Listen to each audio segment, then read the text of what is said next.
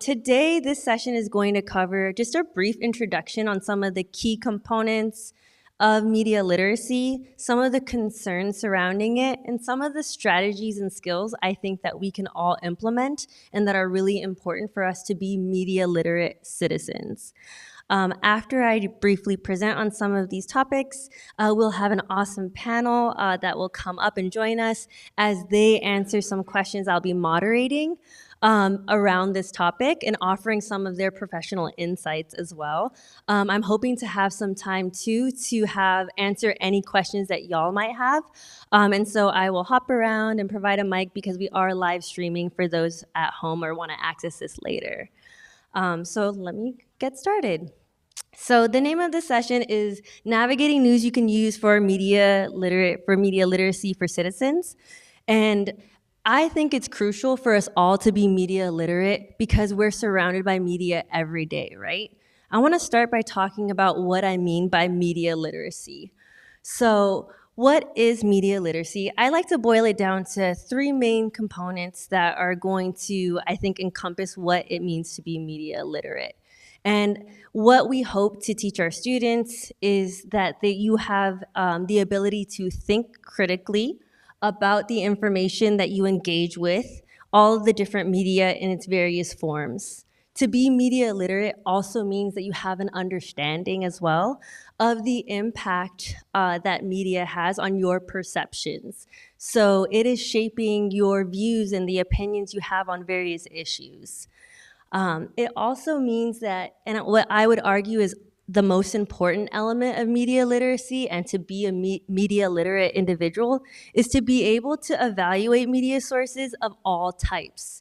This means that you have the ability to identify which sources are worth engaging in, which are credible, which have validity, and what do you want to invest your time in. So this is how I would kind of give an overarching of media literacy. What is the media in media literacy? What am I talking about? I feel like we hear media tossed around all the time. We hear mainstream media, mass media. So what do I mean by that? I mean all of it. Media is any kind of communication that gives information to us that is trying to share information. So that means it is the streaming networks that we access, it's social media, it's video games, it's news, networked both print and digital. It's the advertisements that we're constantly inundated with on a day-to-day basis. This means that media is all around us. We're interacting with it all of the time. And that's why I think it's crucial that we need to be media literate. All of these platforms, too, I'm sure that we all have access to in some way or another. And the biggest way that we're accessing these now is through digital devices. Each of these types of content are accessible through our mobile devices, laptops, etc. And why I think that's crucial is because a Pew Research Center study this past summer of adults, it conducted a survey of adults and asked, where are you getting your news content? And over 80% of adults that responded to this survey said that they're getting their news content through digital devices. I think this is something that we can all relate to. We probably have applications of all types that we're accessing our news content and gaining our information, right? Further looking into this same past summer, Pew Research Center also asked those similar adults, and a huge age group of these adults were 18 to 29-year-olds, where are you getting that news? Which types of platforms on those digital devices are you going to? And over 50% said either sometimes or often they're getting their news content through social media. So that's a really big amount of our young adults and our youngest voters in this country, which greatly impacts where they're getting their information and informing them. So they're getting their information from social media. So what? Why does that matter? I think this is something that we first need to address because there are some issues that come with that and some challenges that we have to face when we think about getting our news sources from social media. One of the biggest ones that I want all young voters and young citizens and all of us really to be thinking about is what is the goal behind social media? And I would like to boil it down to one sentence, and that is that it's trying to make money based off of our attention and engagement. So if that's the goal of social media, and we're getting our news content from social media, then we have to question whether or not that they have what their intentions are for spreading information, the information that they provide. So social media is asking us to constantly engage. That's how they profit, right? How they do so is through an algorithm-based strategy that I think is important for us to all understand, because they have features like personalization techniques through recommendation. They have push autoplay, they have push notifications, all of these different components and features that build up to this algorithm strategy to keep you engaged and keep you constantly clicking and keep you constantly to grab your attention. So I think that's crucial, because with these strategies in place, they're effective. Now more than ever, social media has amplification. Information, true or not, they are able to spread that faster and wider than ever before. Further, with these types of strategies that they've implemented, they cause us to be in these silos or information echo chambers that don't offer different perspectives or wide views. Instead, they identified one piece of information or content that you were interested in, that you double tapped, and now they're saying, okay, cool, let's just keep giving you that same type to keep you engaged and keep your attention.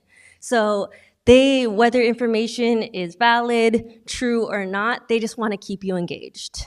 And why I think this is particularly concerning is if most of our young adults are getting their news in some form or another on social media, we need to consider what that news and information is. Another Pew Research Center study back in the heart of 2020, the COVID-19 pandemic, when young adults also surveyed those that reported getting their information through social media, getting their news on social media, a majority of them said they encountered some form of misinformation. So falsehoods, inaccuracies about the COVID-19 pandemic. Why I think that's crucial is that misinformation and disinformation is now pervasive more than ever on platforms like social media and other forms of media content that we get our information and news from. I want to briefly describe misinformation is probably the most common form of falsehoods that we engage with, that we interact with. We see it time to time. It's something that you probably have encountered yourselves with a relative, a colleague, information, a link that they shared with you that maybe they didn't verify. You didn't follow up with that either. And then now word of mouth, you're spreading that information to. All the while, there was some falsehood in there. So it wasn't intentional, but either way, there's some misinformation that's going around. The second, more dangerous one, I would argue, is disinformation. This is the deliberate intent to do harm with falsehoods and information that's not true to spread a certain agenda. And why I want to highlight these two is I think these are the biggest challenges to media literacy today.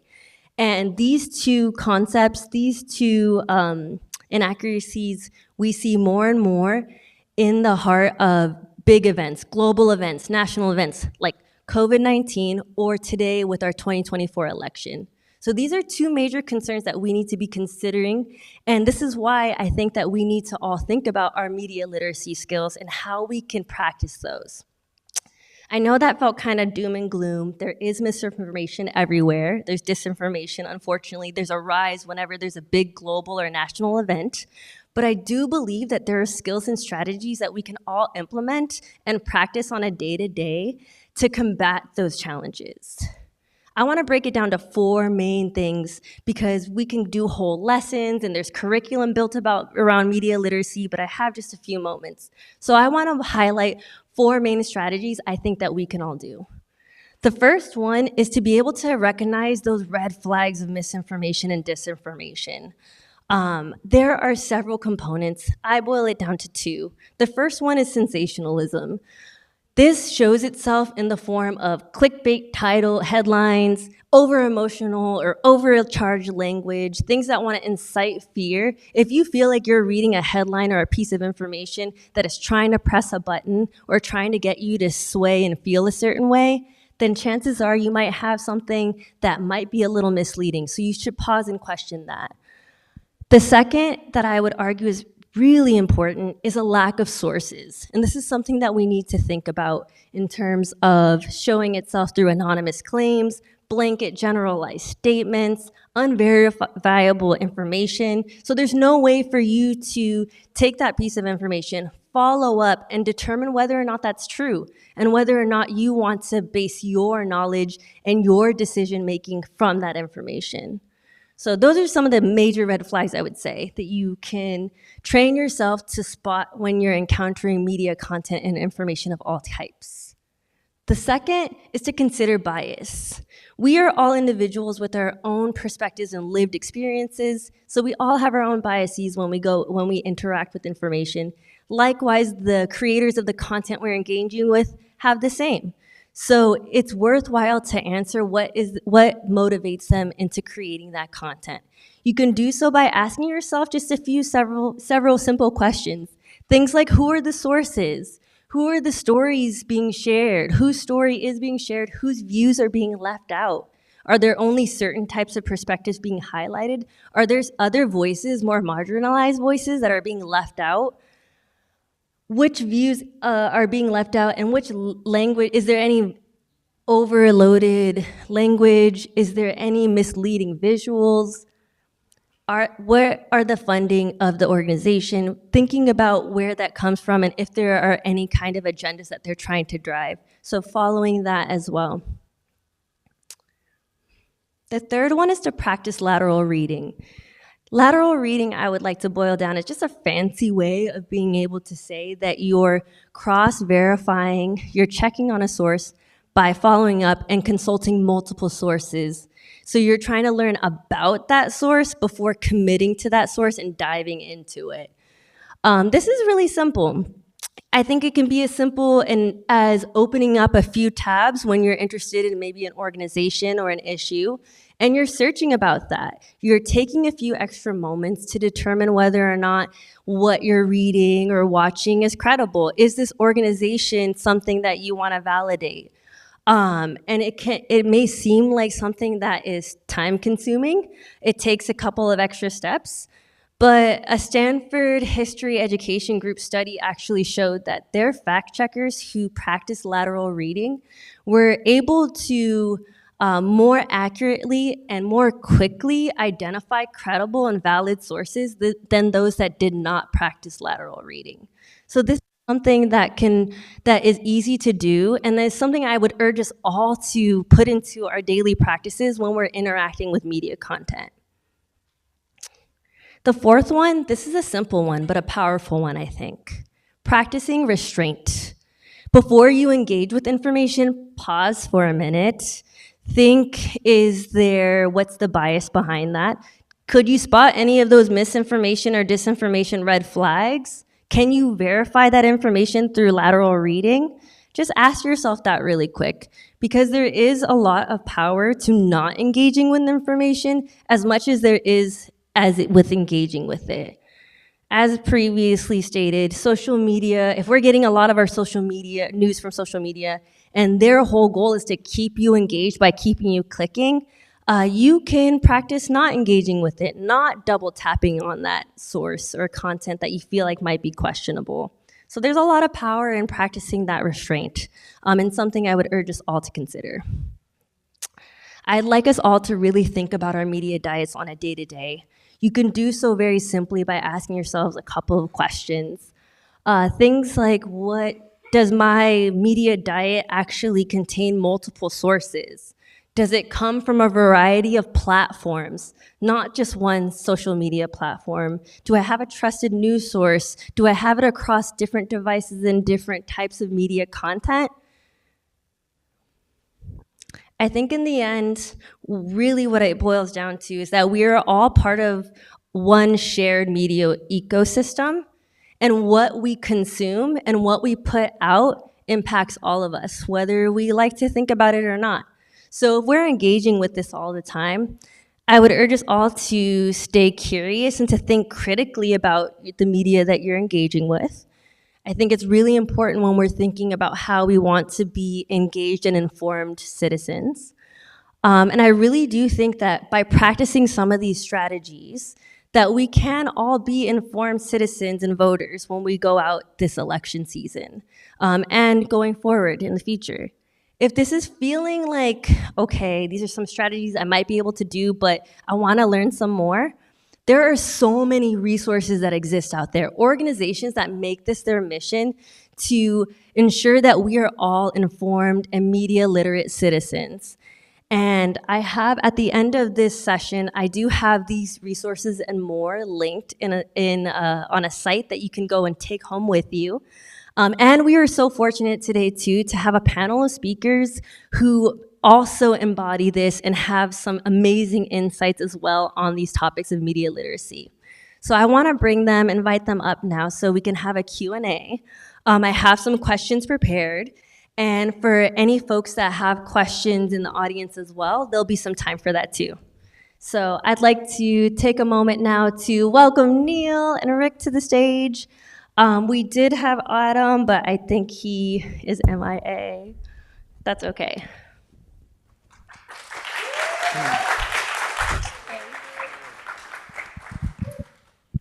Thank you so much for being here. Awesome. Great to be here.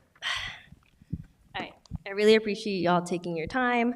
I have a few questions that I prepared that I was particularly interested in, so I'll go back and forth with these. We'll try to disagree and make it interesting. Yeah. And then I'd love, we're a small enough group where if there are any thoughts or questions, I'd love to hear from you all as well. But I'll start with some that I have prepared. I want to start with Neil in thinking about our current media landscape, particularly when it comes to news media.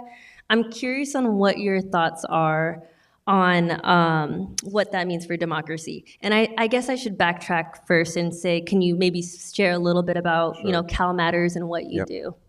Sure, happy to. Thanks, Brittney. It's great to be here. I'm the CEO of CalMatters. We're a news organization that covers California policy and politics. And what that means is we're journalists who cover what's going on in the state capitol and in the state government, right? $300 billion a year of our money goes through the state government every year. And for a long time, nobody was really watching. And what we do in journalism is we watch things like that, both to look for bad things that are going on, but also to help explain it, help people understand what's happening. And all these decisions made in the state government, they affect our education, our healthcare, our families, our environment, and so many more things. And so we have a team of almost 100 people covering that across California. We publish at calmatters.org, and we are very close partners with our friends at KQED and lots of other news organizations. The state of journalism, and I loved your presentation because you went through a lot of the same things that journalists do when we're trying to figure out how to handle a story, right? Thinking about it, where did it come from, where did you get it? Frankly, if you live in the Bay Area, as I think most of us do in this room, we are better off than a lot of folks. We have some good news sources here. You've got local news, here in the Embarcadero Media and a number of other publications that are right here in the community. You've got Bay Area regional publications. You've got the Chronicle and the Mercury News. I used to be the Mercury News editor. You've got KQED doing amazing journalism. A lot of other organizations. You've also got a lot of nonsense, right? A lot of disinformation, a lot of things you see and say, wait, that doesn't sound true. I'm smarter than that. Or I went to Brittney's presentation. I know how to handle that information now. And so we are in an environment where there's not nearly enough good, high-quality journalism covering all the things that we all need to know every day. And there's certainly a lot of, at the national level, you hear a lot of tension and screaming and very high volume, back and forth. But in local news, in local media, if somebody's at your local city council meeting or school board meeting or water district meeting, taking notes, understanding what's going on, looking for information that's going to help you as somebody who lives in that community understand it, these days you're lucky, right? And there are places, even elsewhere in California, where there's just really no quality journalism, and in that environment, the disinformation, the lies, the information specifically designed to confuse people, right? To get you to do something different than you would do otherwise is rampant. So while we could use a lot more support for journalism, we're definitely better off here than some places. Thank you. I want to pass it over to Rik now. First, if you could introduce a little bit, we already heard a bit that you're from KQED. It's awesome. Lots of resources there that I'll link at the end. But go ahead and introduce yourself first, and then I'll ask a question. Okay. Thank you so much for being here, first of all. You could have done anything today. You decided to be here. That already is so encouraging and was worth the very expensive Uber ride that I took to get here, to be here. Yeah, my name is Rik Panganiban. I am the manager of online learning at KQED Education. So I think you folks have heard of KQED, right? It is the public media station for the San Francisco Bay Area, all 9 counties. I'm sure you might consume some of our media, maybe Sesame Street, maybe Daniel Tiger, maybe Check Bay Area. Do we have any supporters of KQED? Anyone who? Oh my goodness, that's what I like to see. Thank you for helping pay my salary. Really, really appreciate you. So I have the great honor of working for KQED Education. So there are a lot of PBS, NPR stations around the country that you, of course, have heard of, WNYC, Chicago, Boston. But here in the Bay Area, KQED is the largest educational public media station. We have a staff of about, I think, 16 now. And we get to, every day at our jobs, work on media literacy and help young people and teachers and communities to be better at being able to navigate the incredibly bananas media landscape that we all have to navigate every day on our devices. So it's a really great honor. My job is actually to support teachers and librarians like Brittney in having the tools that they need to be teaching media literacy to young people from really very, very little to all through high school and even through college. So it's a great responsibility, but I love my job. Thank you. I have a question that is maybe geared towards some of the students here. I do see some Menlo students here in the audience, so I'm hoping that this could help them.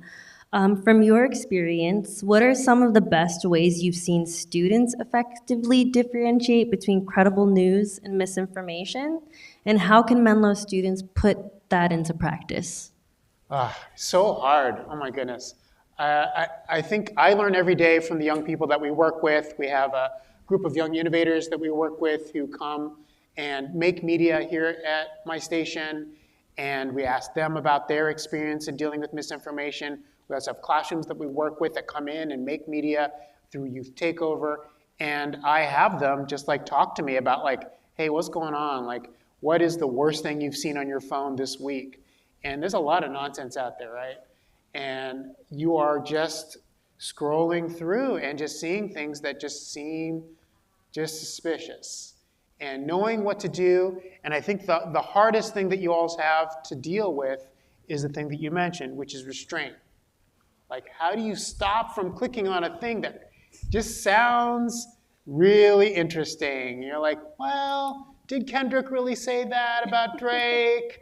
Like, is that actually a panda that is actually a dog? Like, all those things seem click-worthy, right? And just holding back a minute and going, maybe I shouldn't click on that. That, I think, is the biggest struggle a lot of teens tell me about. Because, you got time and you're on your phone. You're waiting to get from one place to another. You're just trying to, get to bed, and trying not to click on something is one of the hardest things, I think. And I think the other thing is, I'm from the laptop generation or the desktop generation where you could open other tabs and just tab over really quickly and say, I'm going to look at this. I think it's harder on your phone to be like, oh, I'm going to open up a browser and I'm going to look at this thing and reverse image search this. Just doing it from your phone is more. And so I think that's where I think the tech companies can help us in coming up with better ways to verify information if we think it's suspicious. I had the same problem being from the typewriter generation, so yeah. I want to see, have any of you teenagers actually ever used the typewriter? Of course not. No. It sucks, Honor, right? shout out.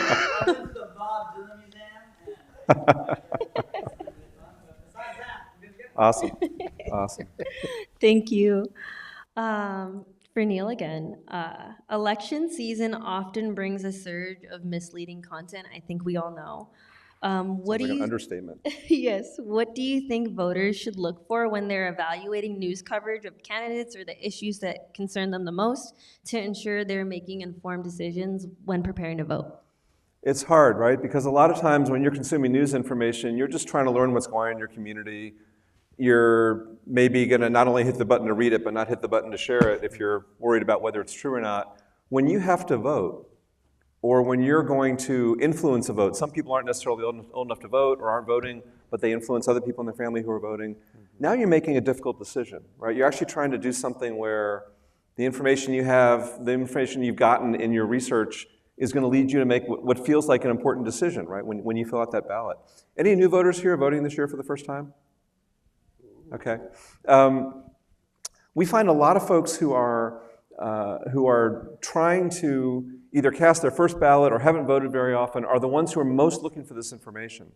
And so the easy answer, of course, is to find reputable news sources like the ones that you shared and go read their information, which is often easier said than done because there's a lot of disinformation, there's a lot of confusing stuff, and there's a lot of information out there that it's not clear where it came from. When somebody tells you they heard something from Facebook, somebody put that information on Facebook for them to go see, right? Facebook wasn't really the source, but that means they don't know the source of where it came from.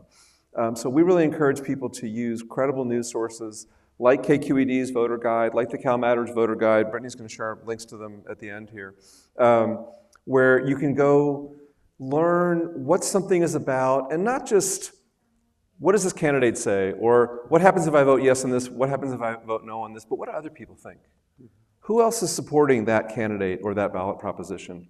Where's the money coming from for the ads for that candidate or that ballot proposition or whatever it is you're voting on? What do other people say about it? And what we both try to do in our voter guides at KQED and CalMatters is give you a lot of that information about state issues and about local ones.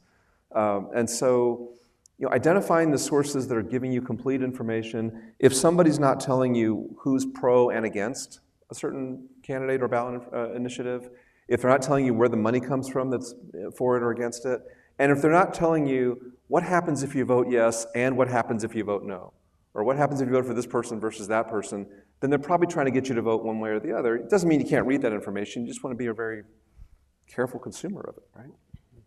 Great, thank you. Going back to Rick here, this question is aimed more for the parents in the audience, hoping to give them some strategies that they might be able to help their students with. It can be challenging, I think, to maintaining media literacy skills when we're in this really fast-paced digital world. So how do you, in your experience in training educators, parents, how can parents best guide their students in these efforts? And are there any resources or practices that you find especially useful? Well, I think I should start and say that, being a parent right now, with the ways that young people are engaging with information and technology from really kind of the womb onwards is bananas. Just how, when's the first device that kids are getting now, right? It's so early. And just being able to be a good model for your young person can be really challenging. But I think it's the same for everybody, right? What does it mean to be media literate? What does it mean to be a good consumer of information, to be able to analyze information that you're getting, to be able to evaluate whether something is accurate or not, and then to be able to make and share media in a responsible way and to engage with other people online. Like, you as a parent are the model, the first model that a young person has for how to navigate in this really, really complicated environment. So really being mindful of your media diet and how you're getting information and how are you having conversations about issues that are important to you with your young person. And if you are mostly getting it from just one source and you're saying, well, why just this one source? Being able to back up why you think this particular newspaper is more reliable than this other source, or this particular commentator is the one that I really believe in because they share my values. Being able to explain that, it's hard, right? But those are important conversations that you can have with your young person, particularly as they're getting to their teenage years, but I would say even earlier. And just being able to consume media in a healthy way. because I think we all want to zone out and watch, just, whatever is just going to get us through that day. But also, are there other ways you could be consuming media that maybe are exposing you to other points of view, other cultures, other perspectives that can help open up the eyes of yourself and your young person together? And of course, being able to turn it off. Just being able to say, like, hey, we're going to have a device-free day. We're just going to go and just be with each other, go on a hike.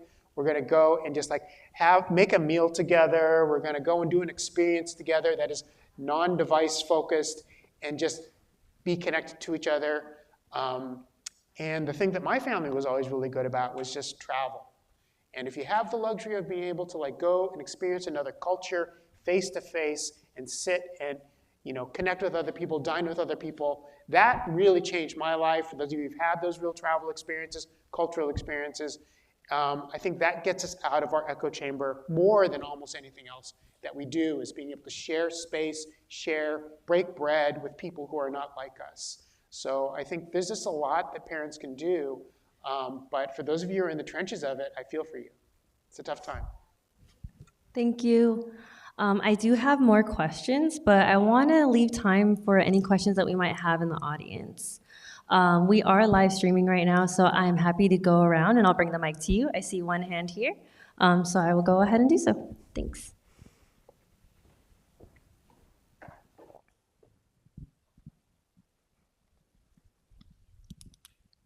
Thank you. Here's something that I've struggled with. Speaking of credible sources, somebody who is a credentialed expert in one discipline X, leveraging their credibility and their reputation into discipline Y. And I've seen examples where that has worked. They've done, I'll give one example. I know a PhD who's done groundbreaking research in particle physics, who's also then later did some very credible research in political science. On the other hand, there's, speaking of COVID and speaking of the Hoover Institution, a quite famous case that got a lot of, the media wrote a whole lot of stuff about, was a Dr. Hoover Fellow, a doctor who came out with a definitive thing, there's only gonna be about 500 deaths from COVID. Well, that was a case where leveraging his expertise in radiology, as I recall, failed in his attempt Didn't translate very well. To translate into epidemiology. How do you recommend, Rick, people think about that? And particularly, Neil, in journalism, how do you assess whether, because sometimes it works and sometimes it doesn't? I mean, I can start real quick, right? It's actually what Brittney said earlier about multiple sources. When a working journalist is talking to somebody and hears something interesting or something that sounds something like that, for instance, your job is to go try to talk to other people about it, look for other information, right? Try to figure out what the basis is for that and whether it might be true or might not, right? Not taking anything at face value. It doesn't mean that you need to go do all these interviews yourself, but to go look at what a few other experts are saying, right? That's the fact that we have a device in our pocket that can access all the information in the world. You've got access to a lot of information. So when you start looking around and asking questions, the old saying, right, if it's too good to be true, it probably is. If something sounds remarkable or amazing or even interesting, go see what other people are saying. Try to find some other opinions or views about it, because there's no one right answer. And our job as journalists is to try to find as much information as we can and present it to you in a thoughtful, organized way. But you can do a lot of that yourself. Yeah. No, I think that captures most of it. I think, for me, the thing that I see more often is somebody who leverages their platform because they happen to be famous for doing one thing and use that as a way to promote something that might be beyond their expertise because they happen to be, an athlete, or they happen to be a really good singer, and then they're also then going to say that this is a health claim or a scientific claim that is beyond their area of expertise, but because they have that audience, they're able to get that out to people more than, say, the actual experts can do that. And I think it's really challenging. I can think it could be really tempting if you have a big platform, if you're a big influencer on YouTube, or you are, a major movie star, to try and then say that you have these other credibility that people might give to you. But I think you need to also check yourself and say, I am certainly not going to, make claims that are beyond my, just because I happen to be an actor or something like that. But it's really challenging. And I think being able to verify, is the person who's saying it actually the expert? And if they aren't the expert, what's the primary source? And how do you get to the primary source where that came from? Because they may be citing, if they're citing their source, then you just go back to the original source, or you find multiple sources like Neil just said. Thank you. I feel like I would add to that too, and my thought is to resist the urge to see credentials and immediately think that, okay, they're an expert in all things, but to put it, to contextualize it, and to your point, wonder, okay, is this actually their field of expertise? I shouldn't just see PhD or doctor on it and immediately believe that. So some healthy skepticism, I would say. I think a hand back here.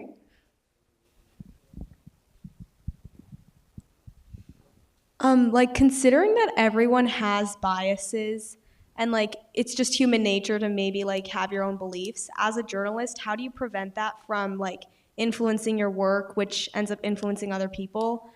And discern considering that, how can you say something or some institution is more credible than the other? Good question. And it starts with what you just said, right? Admitting when you first start out that every human has biases. Everybody has opinions. There's this sort of a false sense that journalists have to be free of all opinions and just go get information and relate it, right? Go write down what happened, ask 3 people what they said, and just relate everything they say. And if you do that, you're not actually serving anybody, right? You're just repeating what other people say, which even now that we have the ability for everybody to publish their own words is even less important or less useful. The biases come in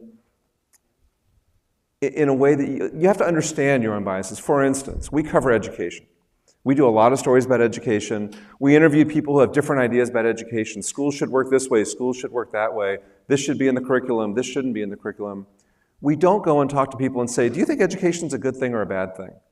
Right? We start with some underlying social agreements. We agree mostly as a society. We don't agree on it. None of us agree on everything. Most of us agree as a society, education's important. We need to have education, we need to facilitate it, we need to make it available to people, and then we go and report about different ways to do that. And so there's an inherent bias there anyway toward part of that story. And then you can't possibly go into most of these situations and not take your human experience with you. Mm-hmm. I went to a certain kind of school. Somebody says all the schools should be a different way.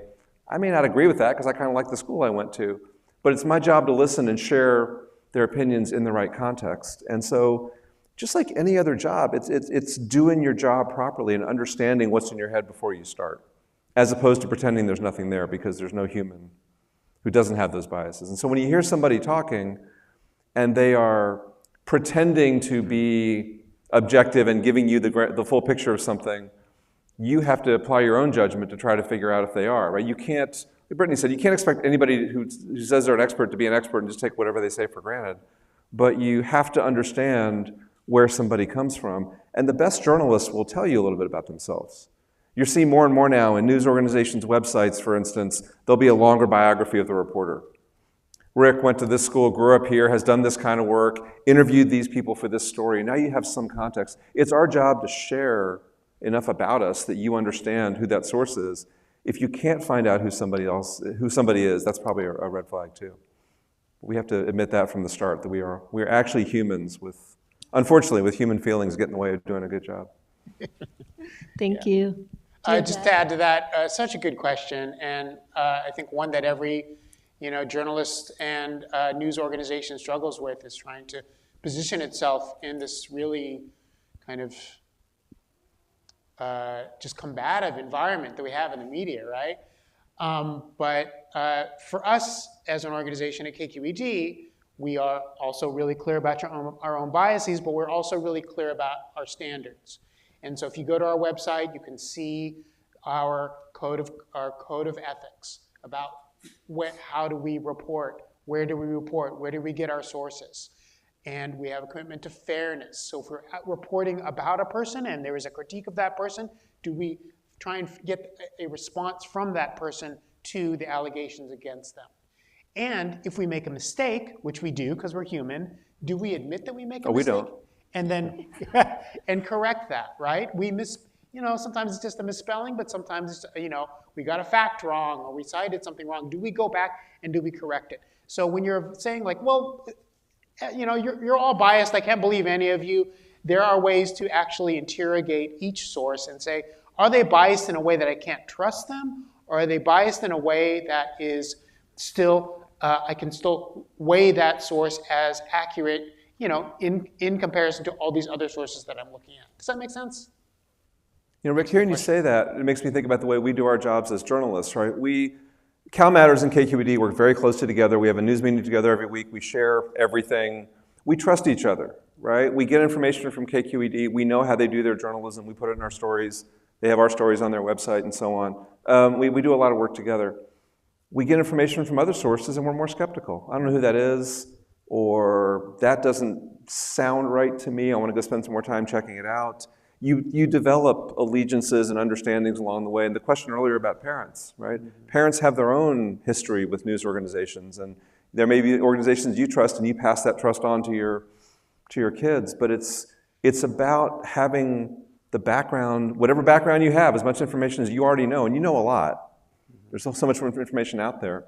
Using that to evaluate what you're hearing, right? And putting it kind of through that smart filter that's actually already built into your brain. Thank you. Thanks for the question, too. Do we have another? Yes.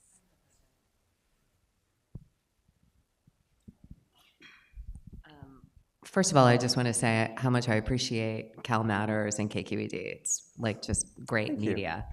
I know that CalMatters covers policy, and policy can be dry and not that interesting. So how is it when so many of us, particularly young people, are conditioned to be entertained pretty much every waking minute of the day with shorter and shorter turnaround videos and other things that I would argue stimulate more than educate? How do you take policy and make it interesting to engage people so that they're actually understanding the content and the consequences of policy? Or what's the plan as a whole generation now steps into adulthood and they've spent their entire lives on devices? So, question. Thank you for nailing the topic that keeps us both up at night. Look at you looking at me. I will tell you, first of all, that I love what KQED does by having this 16-person education team that is really thinking about how to take what they do and make it as accessible as possible to teachers, to classes, to people, young folks.